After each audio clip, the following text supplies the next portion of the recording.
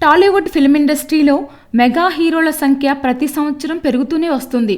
అయితే ప్రస్తుతం ఉన్న మెగా హీరోల్లో సాయి ధరమ్ తేజ్ స్పీడ్ చూస్తుంటే స్టార్డమ్ని మరికొద్ది సినిమాలతో తెచ్చుకుంటాడేమో అని అనిపిస్తుంది. ఇప్పటికే సాయి ధరమ్ తేజ్ నటిస్తున్న చిత్రాలు కమర్షియల్ హిట్స్గా నిలుస్తున్నాయి. సాయి ధరమ్ తేజ్ చిత్రాలను వేగంగా రిలీజ్ చేసుకోవడమే కాకుండా తన పాత్రలతో ప్రేక్షకుల్లోనూ రిజిస్టర్ అయ్యే విధంగా చూసుకుంటున్నారు.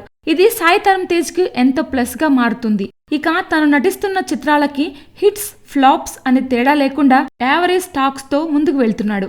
ఆ విధంగానే సాయి ధరమ్ తేజ్ ప్రస్తుతం నటించిన చిత్రం విన్నర్. ఇక విన్నర్ మూవీకి సంబంధించిన టాక్స్ ని ప్రేక్షకులు ఆలోచించే లోపే తను నక్షత్రం అంటూ తన అప్కమింగ్ మూవీతో హడావుడి క్రియేట్ చేస్తున్నారు.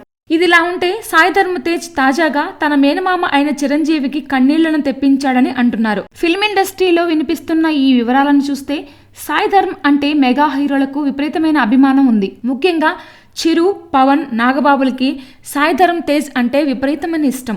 వీరిలో చిరుకి సాయి ధరమ్ తేజ్ యాక్టింగ్ ని తెగ ఎంజాయ్ చేస్తారట.